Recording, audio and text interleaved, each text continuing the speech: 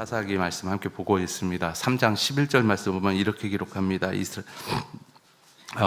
땅이 평온한 지 40년에 그나스의 아들 엘리우시 온니엘이 죽었더라 라고 기록합니다.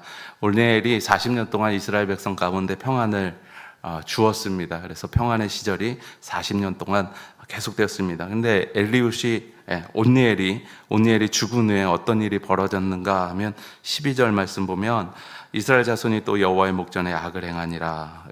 이스라엘 자손이 여호와의 목전에 악을 행함으로 여호와께서 모압 왕 에글론을 강성하게 하사 그들을 대적하게 하시매라고 기록합니다.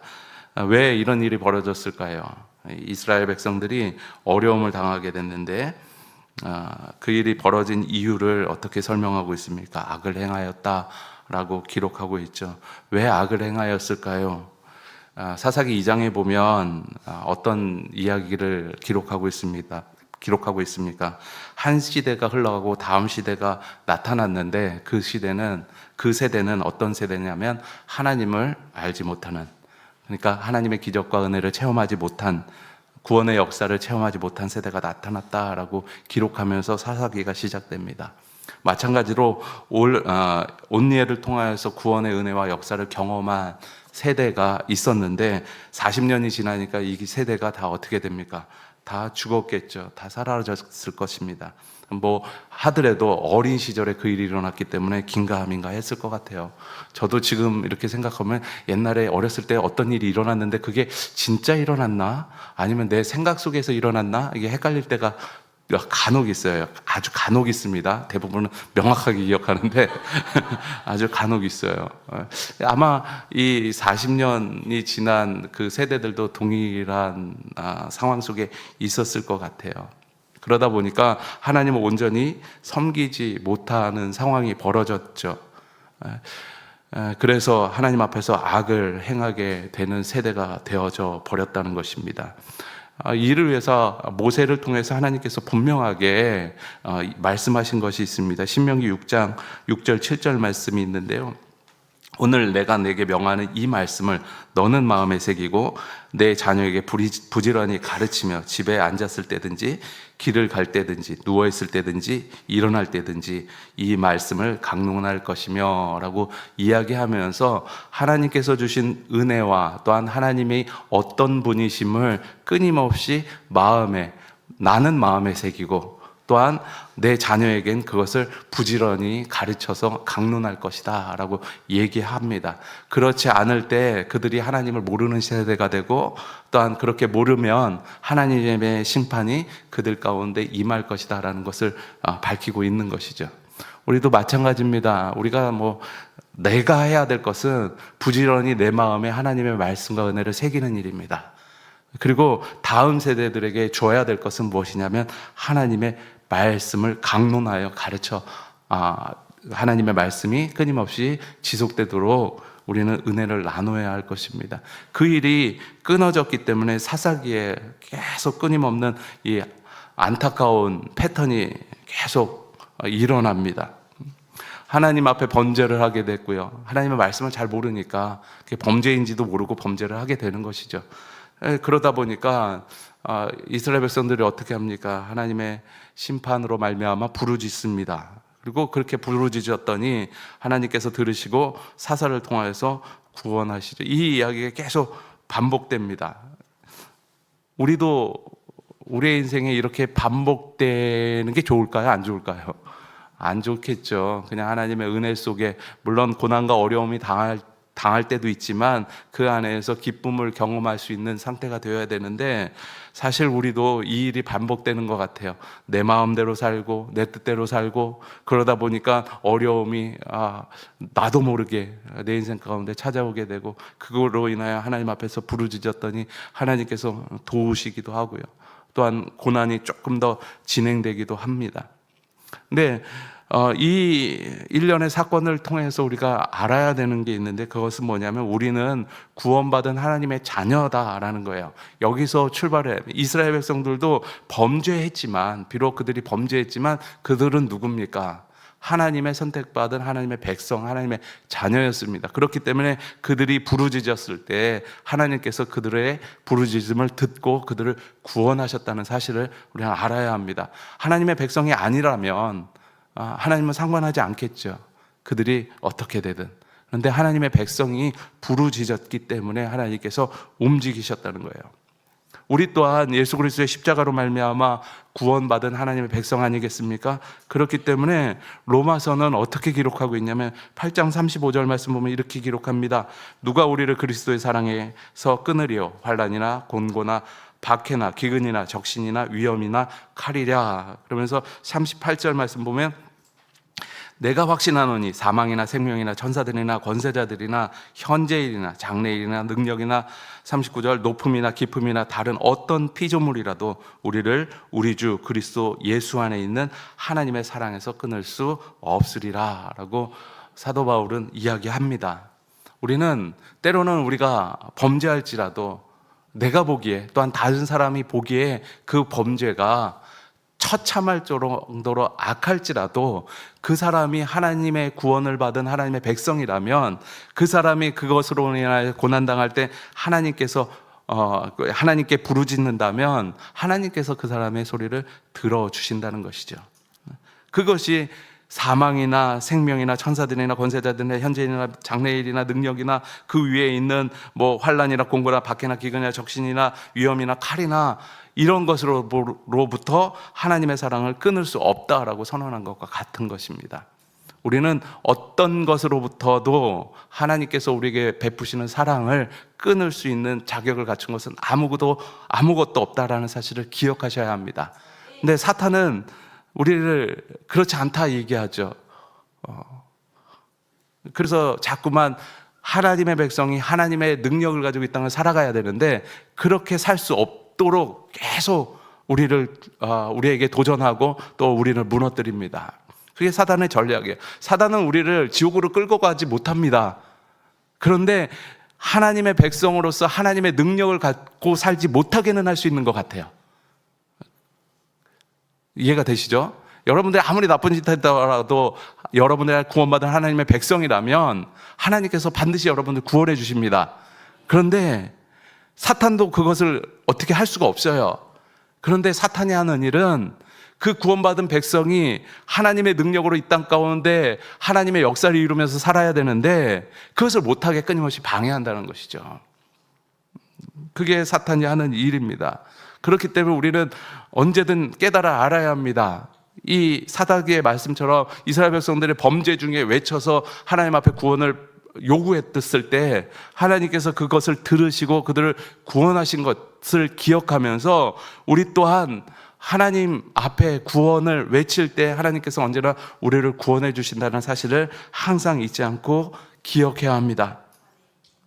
그것이 우리가 해야 될 것이고요. 또 하나는 무엇이냐면 이스라엘 백성들이 안타깝게도 이 패턴 가운데 적어도 사사기에는 어떻게 하나님 앞에 크게 회개했다 이런 기록이 별로 없어요. 그냥 고난이 왔고 죄를 범했고 죄로 인해서 고난이 왔고 고난 때문에 부르짖었고 그 부르짖음을 안타깝게 하나님께서 여기셔서 그들 가운데 구원자 사사를 세워서 그들을 구원해냈다. 그리고 평강의 시대가 왔다. 이게 사사기의 패턴입니다. 거기에 어떤 뜨거운 회개가 있고 그 돌이킴이 있었다 그런 내용들은 거의 찾아볼 수가 없습니다. 물론 뭐 기록을 안 했을 수도 있고요. 아니면 또 몇몇은 하나님 앞에 철저히 회개할 수도 있었을 것입니다. 그런데 이 사사기에는 그것을 다루지 않아요. 우리는 하나님의 은혜가 내 인생 가운데 머물길 바랍니다. 그러면 우리는 하나님의 은혜로 말미암아 우리가 새롭게 됐다라는 그 사실을 인지하고 간절한 회개가 우리의 인생 가운데 끊임없이 있을 때 그 은혜가 우리 가운데 계속 머물게 되는 것이죠. 그렇지 않으면 우리는 그 은혜를 금방 잊고 살게 됩니다. 이스라엘 백성처럼 40년이 됐든 80년이 됐든 아니면 그보다 더 짧은 시간이 됐든 그 은혜를 잊혀버리게 돼요. 하나님 앞에 진실하게 회개하고 통회하는 마음이 또 하나님 앞에 간절히 나아가는 마음이 없을 때 그러한 일들이 일어난다는 것입니다. 우리는 하나님 앞에서 하나님께서 나를 구원하셨다면 구원하신 것은 죄가 있다는 것과 같은 이야기잖아요. 내가 잘못한 일이 있다는 것과 마찬가지 마찬가지라고 볼 수 있습니다. 그렇기 때문에 우리는 구원하신 하나님의 은혜를 찬양하며 또 동시에 그렇게 될 수밖에 없었던 나의 죄된 모습을 하나님 앞에 철저히 회개해야 합니다. 그래야 사사기에 반복되는 패턴이 있지 아니하고 우리가 점점 하나님 앞에서 장성한 분량으로 성숙하고 성장하는 인생을 살 수가 있게 된다는 것입니다.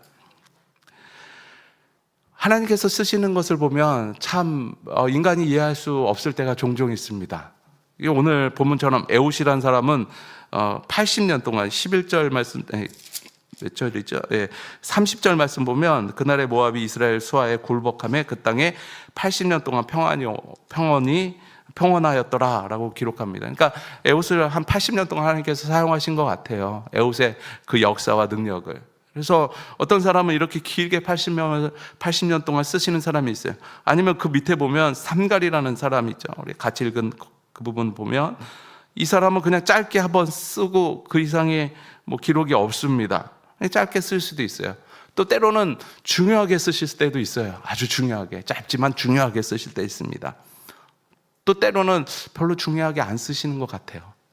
교회 사역할 때도 동일하지 않습니까? 누구는 길게 중요하게 하나님께서 줄기차게 잘 쓰시는 것 같고, 또 어떤 사람은 그렇지도 않고 그냥 안 쓰시는 것 같기도 하다가 또 어떨 때 보면 쓰는 것 같기도 해요. 근데 중요한 게 있는데요. 뭐냐면 하나님께 쓰임받고 있다라는 사실을 우리는 알아야 합니다. 짧던 길던 중요하던 중요하지 않던 간에 그것은 인간이 보는 관점인 것이고요. 하나님이 보시기에는 뭐냐면 내가 너를 쓴다라는 거예요. 그렇기 때문에 우리가 하나님 앞에서 쓰임받는 사람을 우리는 인정할 줄 알아야 되고 그 사람이 어떻게 쓰임받든지 하나님 앞에 쓰임받고 있다면 그 사람을 인정할 줄 아는 것이 필요합니다. 또 반대로 내가 하나님 앞에 받는다라는 사실은 무슨 뜻이냐면 내가 하나님의 백성이다라는 사실을 증명하고 있는 거예요. 그렇죠? 하나님께서 하나님의 사람을 사용하시잖아요. 그러니까 내가 어떤 것에 사용받고 있다 그러면 나는 하나님의 백성이구나. 하나님이 나를 쓰시고 있기 때문에 그렇게 느끼면 됩니다. 근데 사역을 거부해요. 어떨까요? 하나님의 사람임을 증명하는 그 일들을 소홀히 하는 것과 마찬가지죠. 내가 하나님께서 나에게 맡겨주신 사역들을 해나가면 하나님이 나의 하나님이신 것을 드러내는 삶을 살아가고 있는 거예요. 그런데 반대로 내가 하나님께서 이렇게 쓰길 원하고 저렇게 쓰길 원하는데 그것을 다 거절해 버린다면 내 스스로가 어떤 거예요? 하나님의 사람인 것을 거절하는 삶을 살아간다는 것이죠. 그것만큼 그리스도인에게 안타까운 일이 어디 있겠습니까? 내가 하나님 앞에 쓰임받기를 원하면, 그리고 하나님 앞에 쓰임받는다면 어떤 일이 이루어집니까? 나를 통하여서 사사기 시대로 말하자면 평안의 시대가 이루어진다는 것입니다. 한 사람 사사를 통하여서 이스라엘 전체의 평안이 이 시대에는 왔지만 지금 내가 하는 하나님 앞에서 쓰임받을 때 한 사람이 됐든 100사람이 됐든 한 나라가 됐든 여러 나라가 됐든 하나님께서 나를 통하여서 이루실 평안과 평화의 시대가 있다라는 사실을 우리 기억해야 합니다. 그것이 하나님께서 우리에게 주시는 사역의 의미, 쓰임받는 사람의 의미라고 할 수 있다는 것입니다. 오늘 본문에 두 명의 사사가 나와요. 이 두 명의 사사는 둘 다 약점이 있었어요. 먼저 에웃이라는 사람은 왼손잡이라는 표현을 합니다. 그 전에 온니엘이라는 사람을 보면 우리가 지난 시간에 제가 함께 살폈는데요. 이 사람은 전쟁에 승리한 용사였어요. 그리고 갈렙의 조카이자 사위였습니다. 그러니까 가문도 괜찮아요. 그러니까 당연히 이 사람은 누가 봐도 사사해도 돼라는 사람을 하나님께서 세운 것 같아요. 근데 두 번째, 세 번째 사사로 나오는 이 에웃과 삼갈은 그렇지 못했습니다. 예상 밖에, 어쩌면 이스라엘이 기대하는 인물 밖의 사람이 바로 이 두 사람이었습니다. 왼손잡이 에웃, 이 사람부터 살펴보면 이 왼손잡이라는 거, 요즘에 왼손잡이면 천재 막 그러잖아요. 저도 천재가 되고 싶어서 왼손을 막 연습했는데 안 되더라고요. 천재는 노력하는 게 아니구나. 태어나는 거구나 라는 생각을 해봤는데, 여기서 왼손잡이는 것이 그런 뜻이 아니라 원문에는 어떻게 표현하고 있냐면 오른손을 쓸 수 없는, 그리고 오른손에 제약이 있는 사람 에훗, 이렇게 표현이 됐습니다. 그러면 오른손을 사용할 수 없으니까 어쩔 수 없이 왼손만 사용하게 되는 거죠. 그래서 왼손잡이 에훗이라고 한글 성경에 표현한 것 같아요. 그래서 오른손을 사용할 수 없다라는 것은 뭐 전쟁을 하다가 그 팔이 없어졌든지, 아니면 태어날 때부터 그 팔에 장애가 있어서 쓸 수 없었든지, 뭐 그런 이유인 것 같아요. 분명히 약점이 있는 사람이다라는 것이죠. 당시에는 또 어떻게 생각해요? 한 손이 뭐 장애가 있거나 아니면 뭐 어려움이 있으면 뭐 저주받아 그런 것 아닌가라는 그런 얘기도 하잖아요. 정상적인 것을 중요하게 여기던 시대였으니까. 그렇기 때문에 이 에훗이라는 사람은 상당히 큰 약점을 가진 사람이었습니다. 그리고 이 에훗이라는 사람의 출신이 어디라고 기록하냐면 베냐민 지파 출신이다라고 기록합니다. 베냐민이라는 뜻이 무슨 뜻이냐면 오른손의 아들이라는 뜻이에요. 예. 오른손의 아들인 왼손잡이 에훗이에요. 오른손의 아들들 가운데 하필이면 오른손에 장애가 있는 에훗을 왜 선택하셨을까요? 그러니까 우리의 기대와 우리의 상상은 초월하시는 하나님의 그런 사용하심이 이 안에 담겨져 있는 것 같아요. 예수님도 그렇지 않습니까? 예수님이 어떻게 이 땅에 오셨죠? 메시아를 기대하는 모든 사람들은 왕궁을 바라보고 있었습니다. 아니면 큰 권력과 힘을 가진 그런 사람이 오길 기대했겠죠. 근데 예수님은 말구우유, 초라한 말구유에서 태어나셨습니다. 에훗과 똑같죠. 오른손의 아들들 가운데 왼손잡이로 태어나서 이스라엘을 구원했어요. 예수님도 모든 사람들이 기대하는 것을 기대대로 태어나시지 아니하고 가장 낮은 곳으로 태어나셔서 가장 위대한 일을 이루신 분이 바로 예수님이시죠.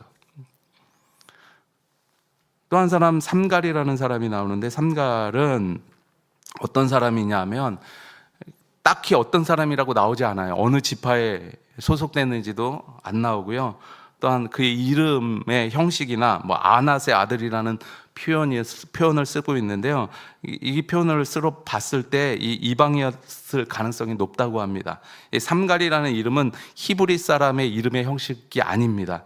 오히려 헷 족속 왕 이름 중에 삼갈이라는 이름을 쓰는 왕이 있었습니다. 그러니까 헷 족속일 수도 있는 것이고요. 또 아낫이라는 것은 가나안 신화에 따르면 바알 신이죠. 하나님이 싫어하시는 그 바알 신의 아내이자 전쟁의 여신을 아낫이라고 했습니다. 그래서 아낫의 아들, 뭐 이런 표현을 썼다는 것을 보면 뭐 우상 숭배하는 자의 아들, 뭐 이런 뜻도 되는 것 같아요.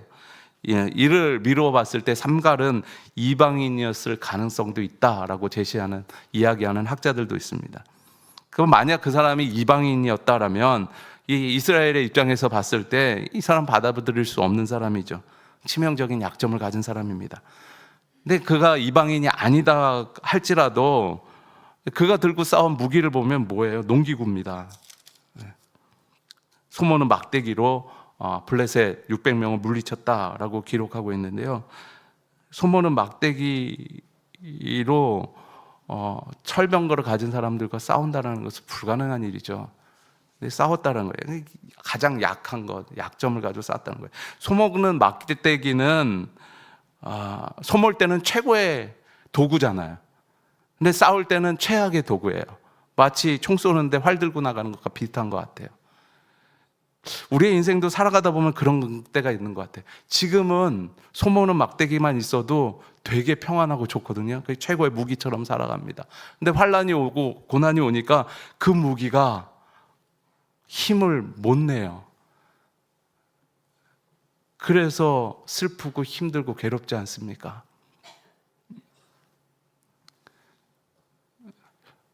때로는 그렇게 생각할 때도 있는 것 같아요. 이 소모는 막대기, 성경을 볼 때도 그런 것 같아요. 평안하고 좋을 땐 성경이 소모는 막대기처럼, 소몰 때처럼, 소모는 막대기가 잘 사용된 것처럼 편안하고 좋을 때는 이 성경이 최고의 무기 같습니다. 그런데 환란이 오고 어려움이 와요. 마치 블레셋 군대가 600명이 쳐들어옵니다. 내가 가진 건 소모는 막대기밖에 없는 것 같아요. 환란이, 어마어마한 환란이 내게 닥쳐왔을 때 성경밖에 없는, 소모는 막대기밖에, 도저히 그것을 이겨낼 수 없는 그런 무기도 안 되는 것밖에 가지고 없는 것처럼 내 자신 느낄 때가 있다는 거예요. 그게 삼갈이 가지고 있는 약점이었죠. 근데 하나님께서 어떻게 말씀하십니까? 소모는 막대기를 통해서 블레셋 사람들 600명을 죽였다. 그리고 이스라엘을 구원하였다라고 기록합니다. 약점처럼 보이는 것들이 있습니다. 믿는 사람들에게는 교회 나오고 예배 드리고 기도하고, 그게 세상 사람들을 보기에는 소모는 막대기 같이 보이잖아요. 그렇죠?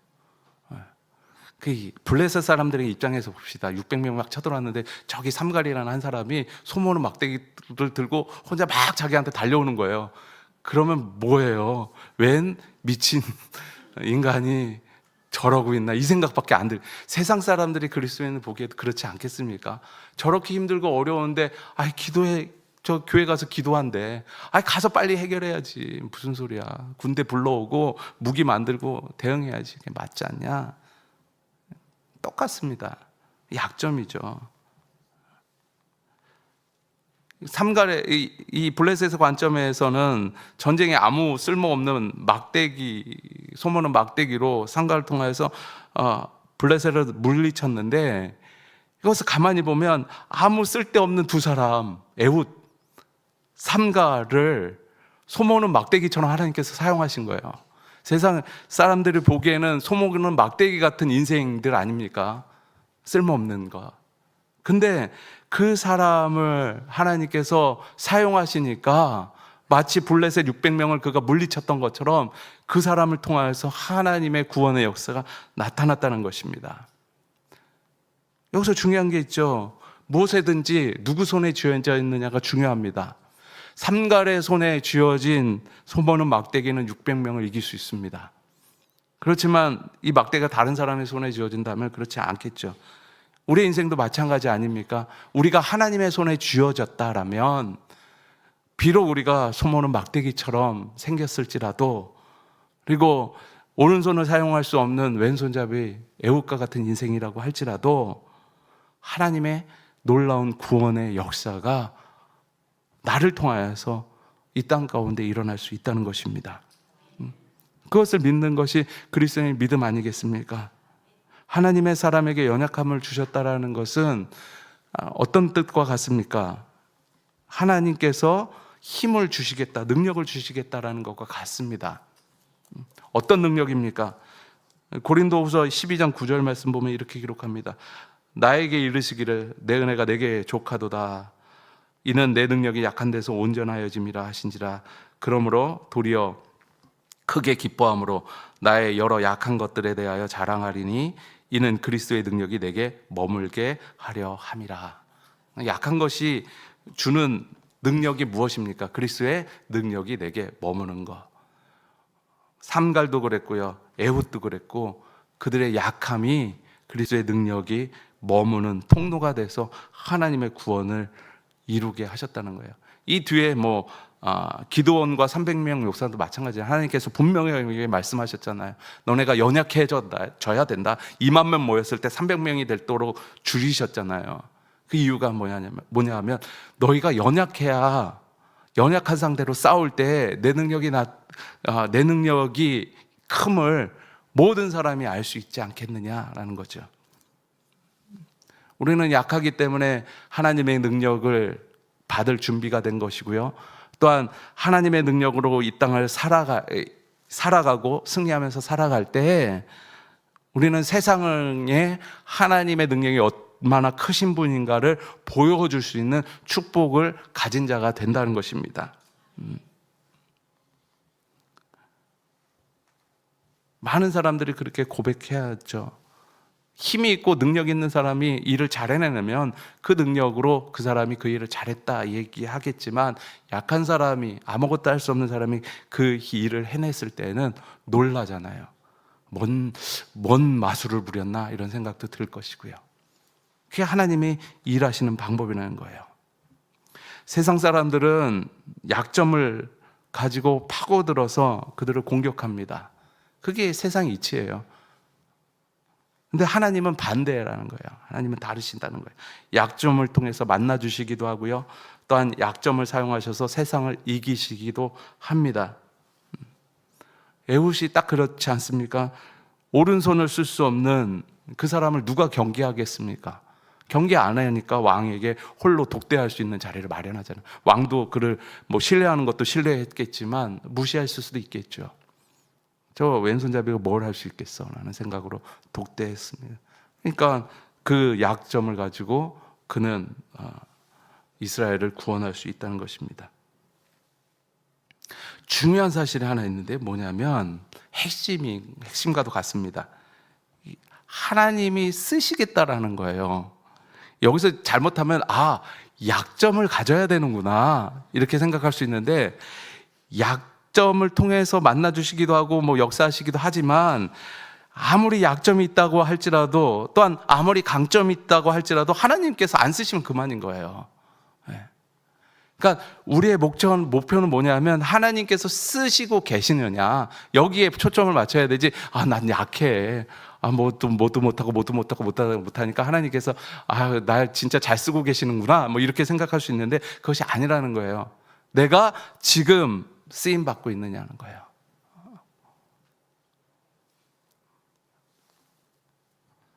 하나님께서 우리를 쓰시고자 할 때 우리가 약해 있던, 강하게 있던 상관하지 않고 하나님 앞에 쓰시도록 내어드림이 더 우리에겐 중요하다는 사실을 기억해야 합니다.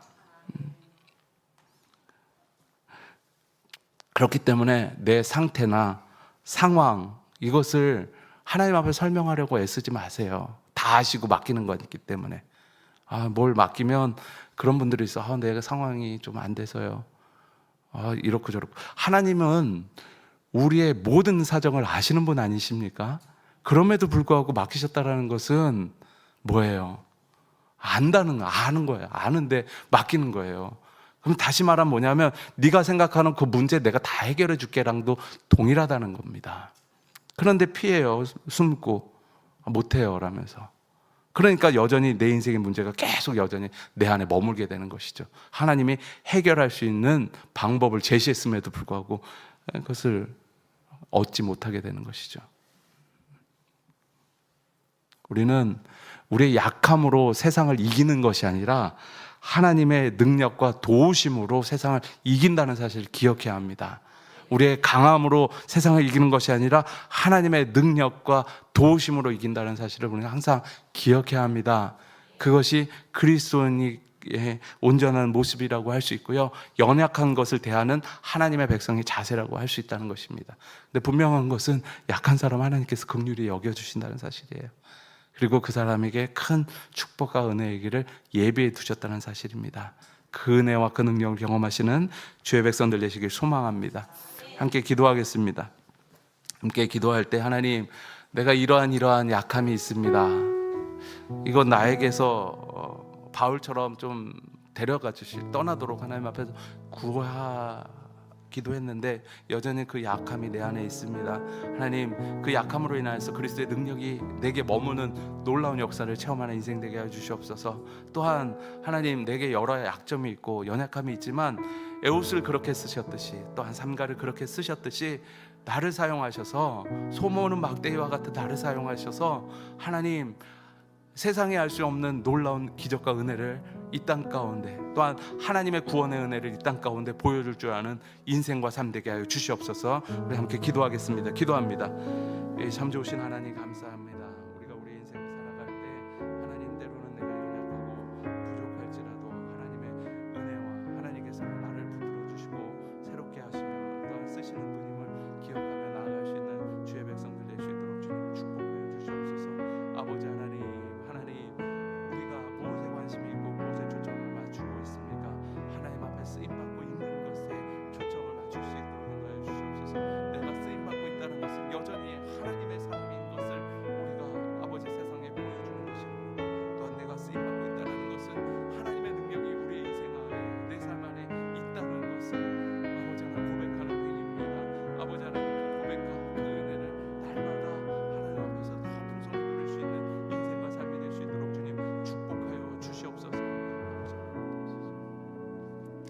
참 좋으신 하나님 감사합니다. 우리에게 하나님의 은혜와 평강을 허락해 주시며 또한 하나님의 백성으로서 이 땅을 살아갈 수 있는 소망을 주셔서 참 감사합니다. 하나님, 우리가 이 땅을 살아갈 때 우리의 가진 것으로 인하여서 좌절하고 절망하지 아니하고 하나님께서 주신 것이라면 상황이나 상태나 환경이 어떠하든지 감사하며 또한 연약한 상태에 있다면 그 연약함을 통해서 이루실 기적을 기대하는 삶을 살아가는 주의 백성들 될 수 있도록 인도하여 주시옵소서.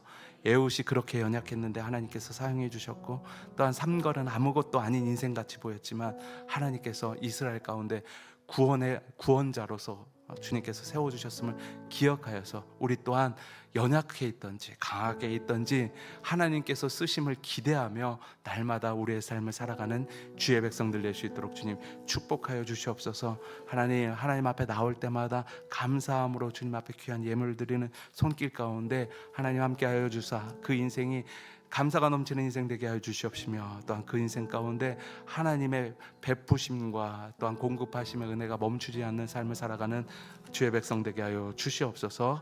이 시간 주님 가르쳐 주신 기도를 믿음으로 고백하오니 하늘에 계신 우리 아버지여 이름이 거룩히 여김을 받으시오며 나라가 임하옵시오며 뜻이 하늘에서 이루어진 것 같이 땅에서도 이루어지이다.